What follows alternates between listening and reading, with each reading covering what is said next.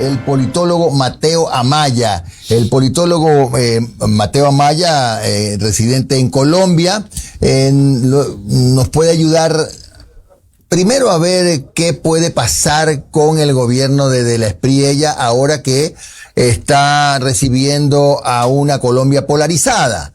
Pero también decirnos así un pequeño trazo de cómo está manejándose el tema de la ayuda internacional en Colombia, cómo están las labores de rescate, etcétera. Quisiera comenzar por eso y luego de decirte, Mateo, que lamentamos profundamente el dolor que está pasando el pueblo colombiano.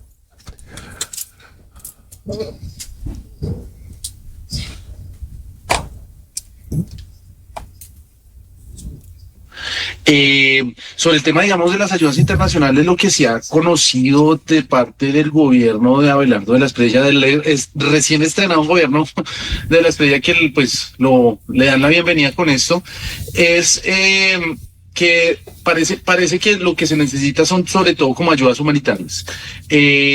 Parece que la unión, la solidaridad de los colombianos ha sido bastante útil, se ha ayudado mucho a las personas, digamos, en temas, cuentan por ahí por alguna información, que todo el tema, digamos, de comidas, eso ya está casi que desbordado. Parece que como que ya la gente está diciendo como, venga, no traigan tanta comida porque ya, como que ya no necesitamos más comida. Lo que sí se necesita parece que son, digamos, temas como muchas cosas, así como primeros auxilios como tapabocas, sábanas, cobijas, zapatos, cosas como mucho más como diríamos, como útiles para, digamos, un tema de esos como la tragedia. Salió y causó revuelo un tuit del señor, del presidente de El Salvador, Bukele, hablando precisamente que Colombia no necesita en este momento pues más ayuda de rescatistas, sino que lo que ayuda es precisamente eso, lo que les acabo de decir, ayuda humanitaria, temas de acopio.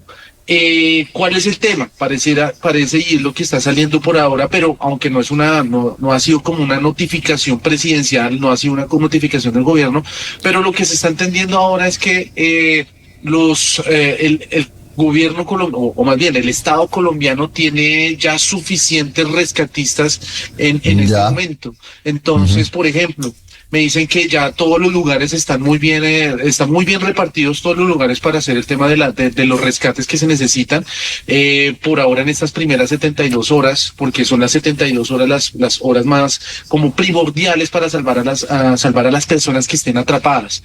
Pero que ya esos rescatistas ya están muy bien organizados, muy bien, como diríamos, esparcidos por los lugares donde se necesitan, y que, según estoy entendiendo, esto no es algo oficial, esto no es una información oficial, pero lo que estoy entendiendo es que no se necesita más de estos rescatistas internacionales, por poner un ejemplo, porque lo que harían es, como diríamos, harían estorbo, para no decir una mejor palabra, en el sentido de que pues ya si usted tiene muchas más personas, pues ya no existe como digamos, esa eficacia, esa eficiencia que se da cuando tiene usted la coordinación buena respecto a los rescatistas. Eso es lo que se está conociendo hasta ahora.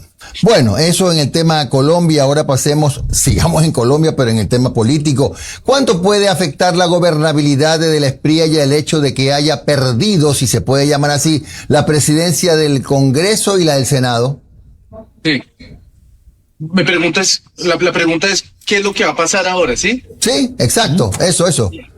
Perfecto, no. En este momento lo que yo creo que yo lo hablé con usted la última vez que nos entrevistamos.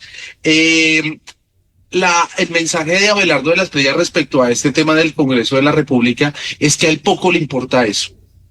Que él no va a hacer negociaciones respecto a, venga, señor senador, ¿qué es lo que necesita para que usted me pase el proyecto?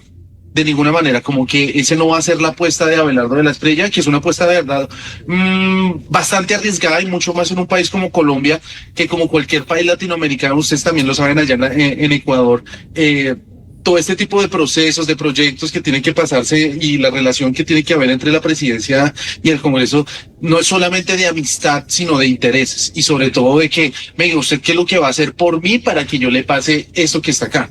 Entonces, como que esa no es la apuesta de Abelardo de la Espriella, es una apuesta, de nuevo, es una apuesta muy arriesgada, pero lo que él sostiene es que se necesita sobre todo es pasar o más bien desarrollar unos proyectos, no tanto por lo que le puedo yo conseguir a usted, sino por la afinidad ideológica y sobre lo que le conviene al país. Y que si usted, señor congresista que se dice ser congresista del gobierno, o congresista que no está a favor de lo que era el anterior gobierno, si usted no apoya lo que yo estoy haciendo, entonces lo voy a señalar, voy a decir que usted es un cómplice y que usted pues no está apoyando el proyecto que precisamente busca la mejoría del pueblo colombiano en contra de sus Mateo. Intereses y preferencias. Oiga, de verdad que hay una serie de temáticas a propósito de cómo será el efecto de la Espriella en este marco binacional Ecuador-Colombia.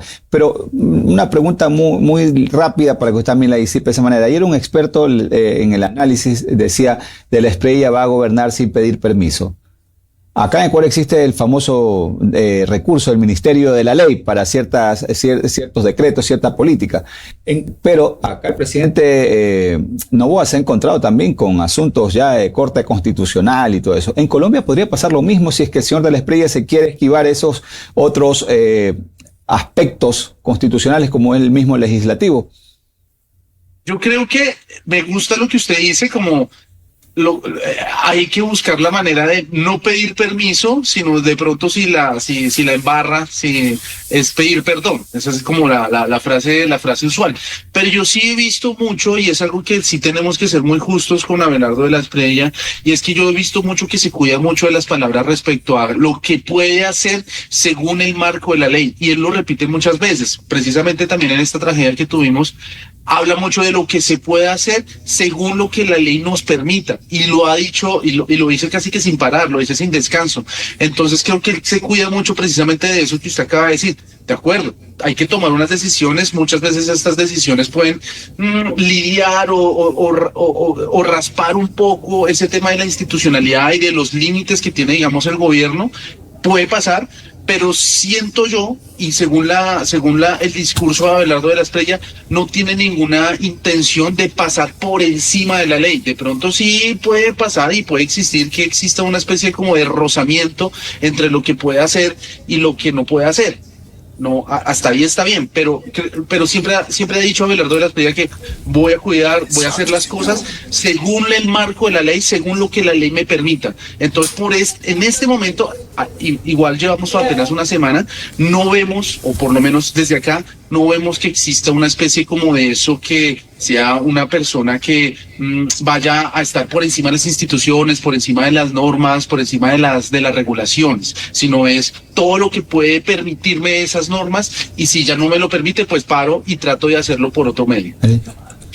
Ok, Mateo, si nos ve. Por el tema del tiempo, el señor de la Espriella dirigió su política 001, la 002, justamente a comenzar a combatir a esos frentes disidentes, ¿verdad? Eso es un tema candente, porque de acuerdo a la historia, cuando en el gobierno de Pastrana comenzó a darse el famoso Plan Colombia ejecutado con el apoyo de Estados Unidos, fumigaciones, glifosato, todo ese asunto, ¿verdad? La incidencia que tuvo por Ecuador fue la cantidad de desplazados que llegaron justamente a nuestro país, donde se hablaba de una entre 2020, desde el 2000 al 2002, más de 12.000 ciudadanos desplazados ciudadanos colombianos, entre desplazados, refugiados.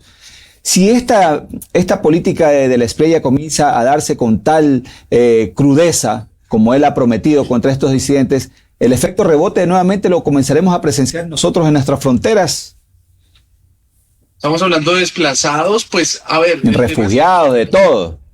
En el gobierno de Gustavo Petro hubo una gran cantidad de desplazados. De pronto ustedes no se enteraron mucho porque no les afectó mucho, porque estuve al otro lado, estuve en el costado contrario. Del otro lado. A Ecuador, en el Catatumbo, que queda frontera con Venezuela. Tuvimos una tragedia humanitaria en el año de 2025, en el que se calcula que hubo una especie de más o menos 100.000 personas desplazadas de sus territorios gracias a la paz total de Gustavo Petro. ¿Y qué es la paz total? Sencillamente, no hacemos nada con estos grupos armados organizados, y mientras no hacemos nada, hacemos unas negociaciones de paz, que precisamente esas negociaciones de paz las aprovecharon estos grupos armados para fortalecerse, expandirse, y sucedió lo que sucedió en el Catatumbo. Creo que en este momento puede suceder algo cuando entren las fuerzas militares a distintos territorios, pero creo que es algo que justamente se necesita, porque lo que necesitamos en este momento es ejercer soberanía sobre los territorios colombianos, cosa que no se hizo durante los 4 años de Gustavo Petro. Es necesario enfrentar, digamos, a los comandos de frontera aquí en el sur de Colombia, que están precisamente colindando con el norte de Ecuador. Es necesario desarrollar una coordinación de seguridad y de inteligencia estratégica con el gobierno de Ecuador, con el gobierno de Noboa, y también con las fuerzas militares de Ecuador, junto con las fuerzas militares y con la inteligencia de Estados Unidos. Bien. Es decir, esto solamente se puede solucionar es mediante una coordinación de inteligencia y de capacidades de cada una de estas fuerzas, porque el crimen organizado opera en distintos territorios, opera en Colombia, opera en Ecuador, opera en Venezuela, opera en Estados Unidos, en México. Si no hacemos esto de una manera coordinada, si no buscamos el apoyo, la ayuda y el compartimiento de la inteligencia entre los distintos estados y las distintas fuerzas, no se puede solucionar el problema del crimen organizado. Y eso es algo por lo que es tan importante que Colombia, desde hace menos de una semana, acaba de ser bienvenido, acaba de ser integrado al escudo de las Américas, desarrollado, conceptualizado por Donald Trump, lo mismo que en este momento lo está haciendo Ecuador. Gracias al politólogo Mateo Amaya por estos minutos de su tiempo. Mateo, muy amable, agradecido nuevamente. Un abrazo, Mateo.